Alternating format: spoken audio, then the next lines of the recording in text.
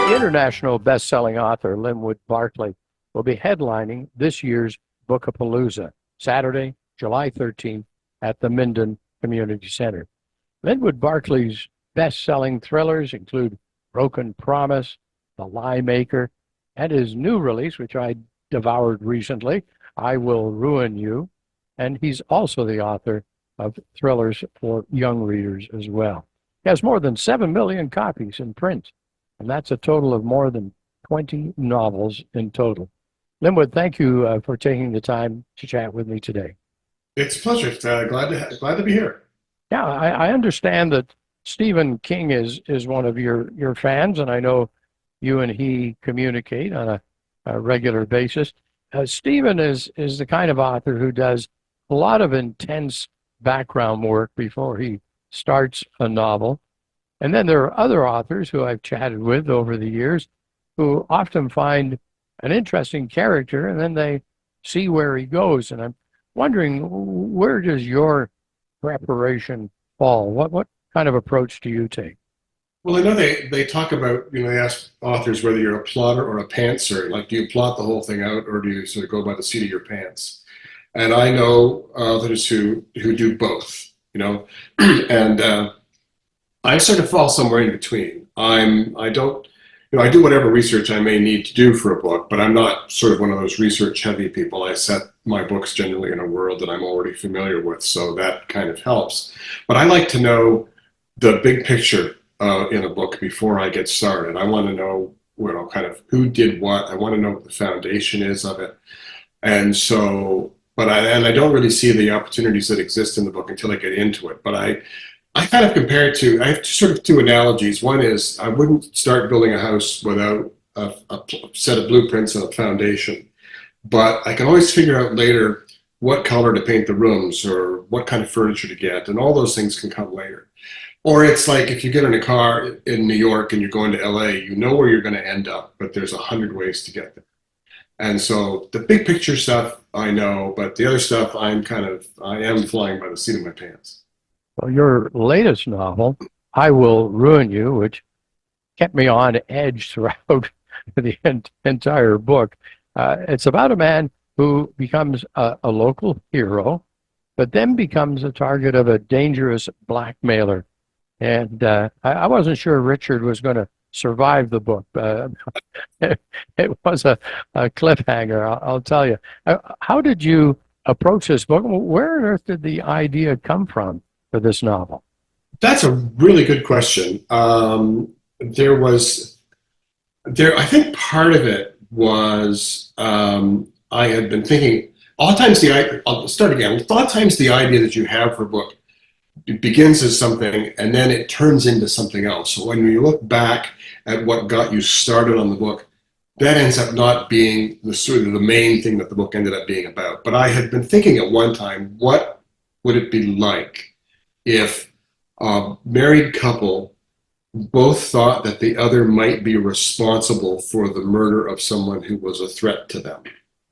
And the wife's thinking, I wonder if he did it, and the husband's thinking, I wonder if she did it.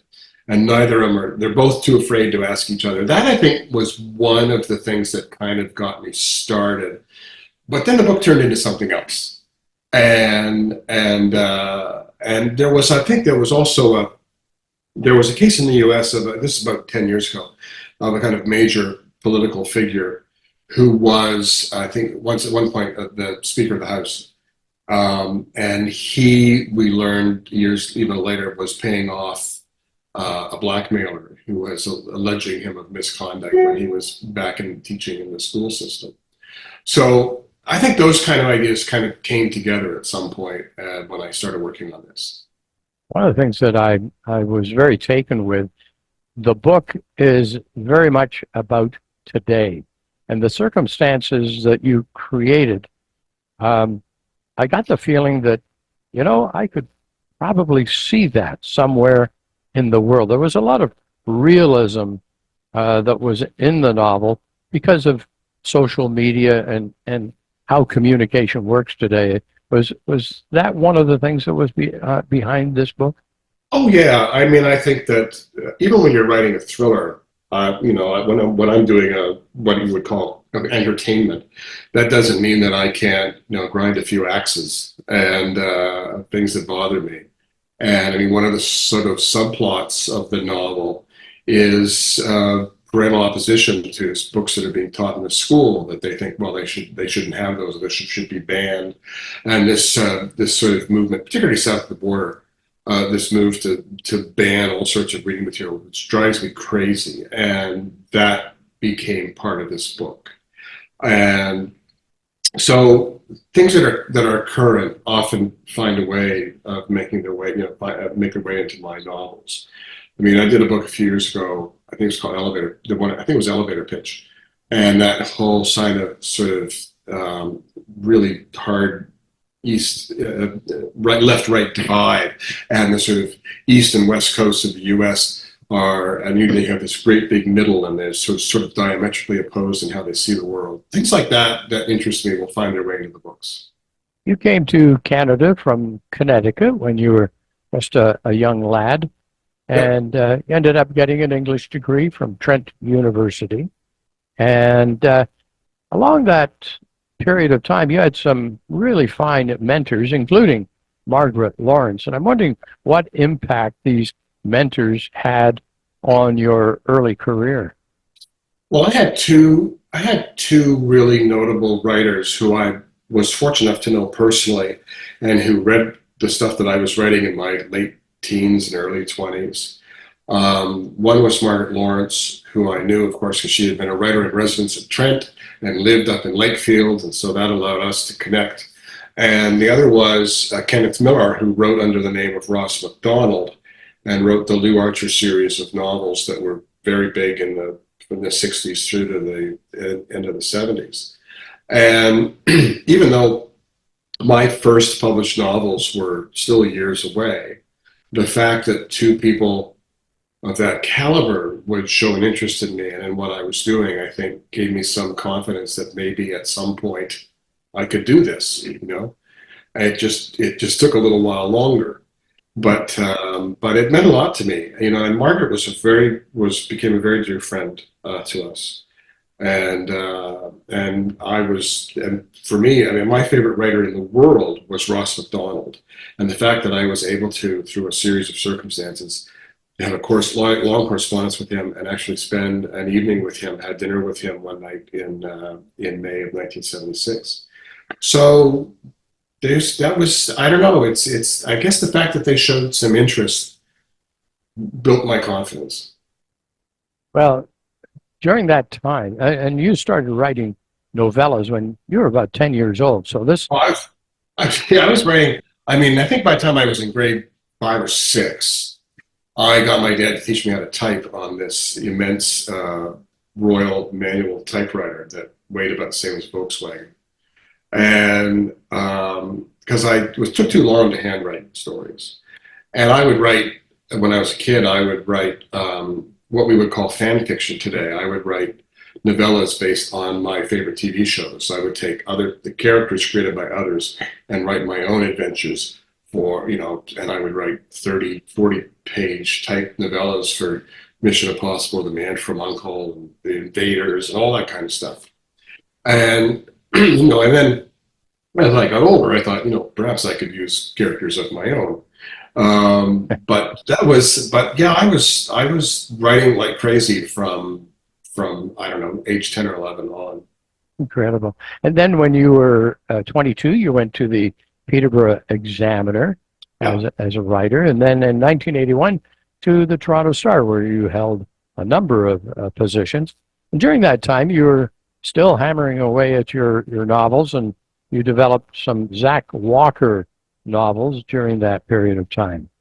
Yeah, they came much later. I mean, I was hired at the Toronto Star in 1981 as an editor, and I was an editor in various capacities until 1993, when I landed a gig as alleged humor columnist. I always feel I need to qualify it, because humor in a newspaper is very, it depends on your point of view reading it. And then doing the columns gradually evolved into doing some 4 sort of funny thrillers, which came out between 2004 and 2007. And they were great fun to write. They were about a character named Zach Walker, and those books were not particularly successful. And so after having done 4 of them, I kind of switched gears and decided to write what I would call a sort of big, serious standalone thriller. And that became a book called No Time for Goodbye. And that book changed my life because that book became a kind of global hit. It was a huge hit in Germany. It was in 2008, the single best-selling novel of the year in the UK. And that's when, just around that time is when I thought, I guess I can give up the day job at the Toronto Star and just write books exclusively. The book that you describe, No Time for Goodbye, has been translated into more than 30 languages. It was a huge international success. It was really, really big. And it's just been made into a TV series in France. I think it started airing last week. They shot it towards the end of last year. That's the second. France is oddly enough, France is one of my best markets. My book's in translation, and this is the second series that they've made out of one of my books over there. I know you're someone who doesn't necessarily believe in writer's block. You believe that hard work is probably the best way to approach writing. How do you approach your writing on a daily basis? Do you have an early start? Do you have a set number of hours? How do you do that? Well, when I'm in the thick of writing a novel, I'm usually at my desk, by 8 or so. And my goal is to try to get 1,500 to 2,000 words done a day. And if I can maintain that kind of a pace, that's 8 to 10,000 words a week. And in 2.5 to 3 months, you'll be able to have a first draft. And so that's how I work. And I look at it as a job. I mean, I go upstairs into my study and in this room here, and I go to work. Yeah. And I'm sort of very dismissive of the sort of writer's block thing. I think, aren't writers, we're just so adorable that we have a condition to describe not getting to work. Is there accountant's block? Is there teacher's block? I mean, nobody, they don't get that. It's just writers because we're special. Now, with all this hard work and these novels that you've produced over the years, have you ever had a book that didn't work? Oh, yeah. I wrote, back around 2009, I wrote an entire novel. And as I was writing it, I thought, I know there's problems with this, but I'll go back and fix them when I'm done. And I gave it to my agent to read, and she said, what a holy mess this is, she said. This was on the heels of No Time for Goodbye, which had sold millions of copies. And she said, this book is publishable. It's not like it's terrible. It's publishable, but you can't go into the market with a book that's just okay. And this book is just okay. And not after a big success like that. And so I decided, after debating whether to step in front of a bus for a couple of days, I decided to do another book, which I'd been thinking would be the next thing I'd write. A book which I wrote in 7 weeks. And so that book, I've never even tried to fix it. I just put it aside and thought, well, it was a good lesson. And that was, when you have a voice in the back of your head saying that there is a problem, stop. Don't keep going. And so I don't feel bad about it, but I have no interest in trying to fix that book. It's just, it's off the table now. You've been a guest at many events over the years, events for writers, movie writers, TV appearances, and online interviews by The Score. Can I ask you what inspired you to accept the invitation to come to BOOKAPALOOZA? Gee, well, first of all, I hadn't heard about BOOKAPALOOZA, but the woman at my publisher is HarperCollins, who's a really good judge of what events are worth doing and what are worth quietly sort of turning down. She said, this is a really good event. And not only that, but it's only a little ways north of my old stomping grounds, because, I went to school in Fenelon Falls, to high school. And for a number of years, back in 1966, my parents bought a cottage resort and trailer park called Green Acres on Pigeon Lake, just south of Bob Cajun, so about an hour south of where the festival is.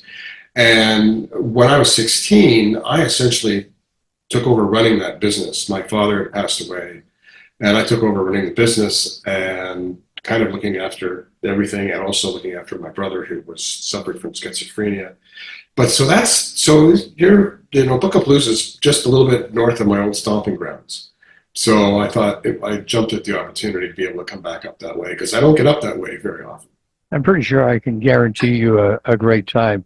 It's a passionate community, and the arts are very important in the Highlands, Oh yeah. and lots of good writers up that way too. Your latest novel, I Will Ruin You, is available now, and as I mentioned earlier, your hero, Richard Boyle, encounters a spiral of events that's sure to keep readers turning the pages. I know it did for me. And it'll be available at Bookapalooza, I assume. I would think so. They might even have some of my older ones. I don't know, but they'll for sure Bookapalooza will be there, I Will Ruin You will be at Bookapalooza, and but yeah, I'm looking forward to it. I think it's going to be a lot of fun. Linwood, thank you for joining me today. This has been an enjoyable chat, and have a wonderful visit to Bookapalooza. Thank you so much. Looking forward to it. Bookapalooza is on July 13th. It's a celebration of the rich literary life of the Highlands. It gives readers a chance to meet dozens of local authors. The event is generously supported by Parker Pad and Printing. A conversation with Linwood Barclay happens at 3 o'clock on the 13th, and that'll be followed by a book signing. I'd like to mention, too, that the Dominion Hotel in Minden is sponsoring a special reception and dinner with Linwood Barclay at 6 p.m. This will give readers and fans an opportunity for more intimate encounter. Check with the Dominion Hotel for details. This is a summer event you won't want to miss.